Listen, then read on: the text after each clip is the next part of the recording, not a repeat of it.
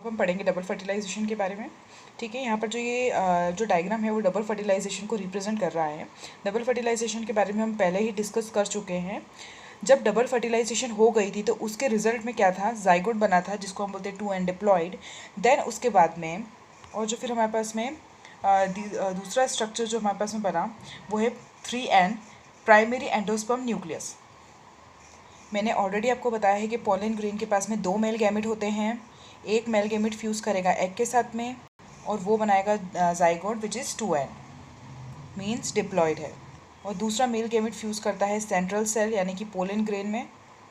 Pollen grain का किसके साथ में, न्यूक्लियाई के साथ में। तो फिर क्या बनेगा, 3n बनेगा which is primary endosperm nucleus.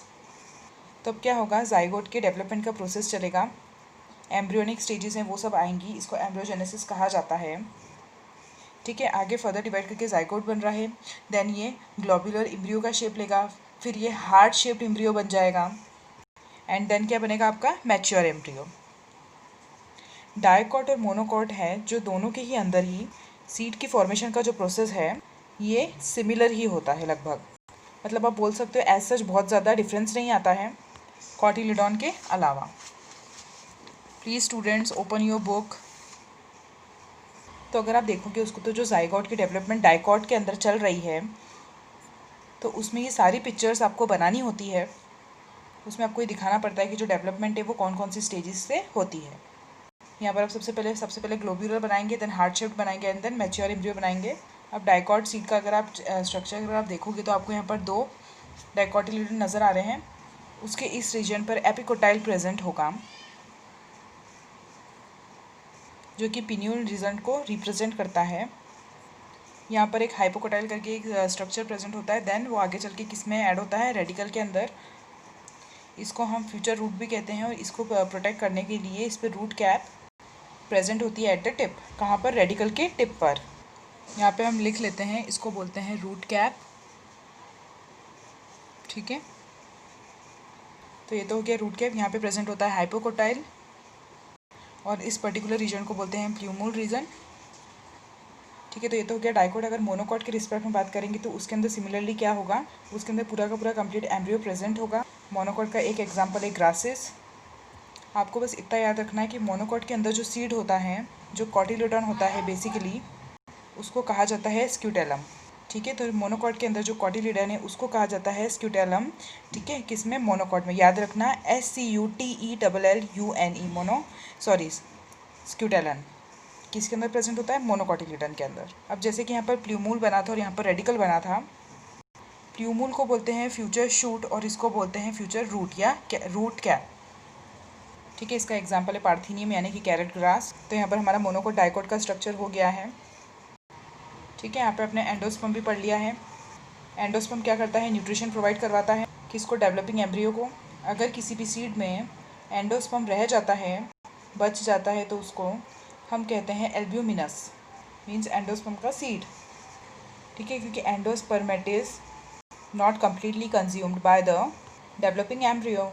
लेकिन अगर किसी भी सीड में एंडोस्पर्म कम्प्लीटली कंज्यूम हो जाता है तो वो ड्राई होगा, उसके अंदर कोई एंडोस्पर्म नहीं है, तो वो नॉन एल्ब्यूमिनस होगा या तो फिर नॉन एंडोस्पर्मस होगा।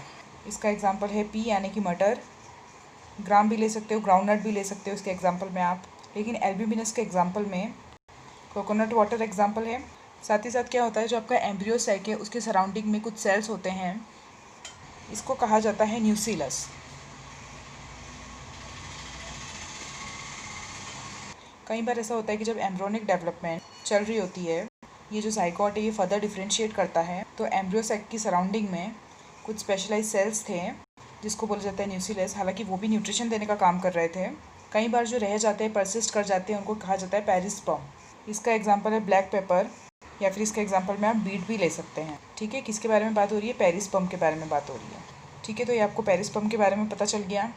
अब नेक्स्ट टर्म है आपकी डोरमेंसी। अब डोरमेंसी क्या होती है, देखो सीड्स को जब फेवरेबल कंडीशन मिलती है तो वो जर्मिनेट करते हैं, राइट। लेकिन अगर कभी ऐसा हुआ, जो प्रॉपर कंडीशंस चाहिए, ऑक्सीजन हो गया, वाटर की अवेलेबिलिटी हो गई, मॉइस्चर हो गया, ठीक है, अगर वो चीज़ अवेलेबल नहीं है तो ये सीड्स क्या करते हैं, कुछ समय के लिए टोटल इनएक्टिव की स्टेज में चले जाते हैं। ठीक है, और इस स्टेज को बोलते हैं डोरमेंसी। लेकिन जैसे ही जो नॉर्मल कंडीशंस थी, वाटर का लेवल या फिर मॉइस्चर, वो सारी सीड्स सारी जो उनको ज़रूरत होती वो सब चीज़ें जब आ जाती हैं, तो जो सीड्स हैं वो वापस जर्मिनेशन की प्रोसेस स्टार्ट कर देते हैं। ठीक है, तो इस तरीके से वो डॉर्मेंसी से बाहर आ जाते हैं।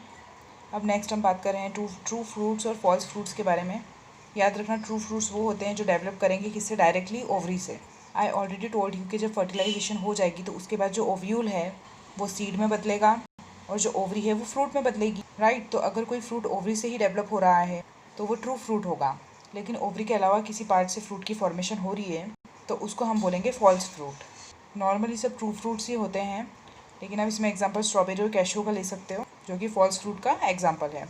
ठीक है, तो फॉल्स में हम क्या लिखेंगे, अदर देन ओवरी, मतलब ओवरी के अलावा जो दूसरे पार्ट से जो ग्रो करते हैं, ठीक है, फ्रूट्स, उनको बोला जाता है फॉल्स फ्रूट। इसी के साथ साथ पार्थिनोकार्पी के बारे में आप देख लीजिए। वो एक ऐसा प्रोसेस है जिसमें बिना फर्टिलाइजेशन के फ्रूट की फॉर्मेशन होती है, और उसका एग्जाम्पल क्या है, बनाना। उसमें क्या होता है, वेजिटेटिवली हम उसको प्रोड्यूस कर सकते हैं बिना सीड के केले में कभी भी कोई सीड नहीं आता है। अब अगर उसमें सीड नहीं है तो कोई ना कोई डिसएडवांटेज तो होगी ही होगी, मतलब सीड्स की सिग्निफिकेंस तो होगी। देखो, जो सीड्स होते हैं ना, these are the results of sexual reproduction. इसका मतलब ये कि फर्टिलाइजेशन हो रही है, उसी के रिजल्ट्स में सीड आए हैं, तो क्या होगा उस पर, सबसे पहली बात तो कि वेरिएशंस आएगी। दूसरा, जो डेवलपिंग एम्ब्रियो है, जो कि सीड्स के अंदर ही न्यूट्रिशन प्रेजेंट होता है, तो वो डेवलपिंग को नरिशमेंट भी प्रोवाइड करने का काम करेगा। तीसरा पॉइंट ये है कि वो प्रोटेक्शन भी प्रोवाइड करता है, क्योंकि जो सीड कोट है वो डेवलपिंग एम्ब्रियो को प्रोटेक्शन देने का फंक्शन भी परफॉर्म करेगा। ठीक है, तो ये सीड्स के कुछ बेसिक फंक्शन है जो हमने पढ़े। So this chapter is completed here.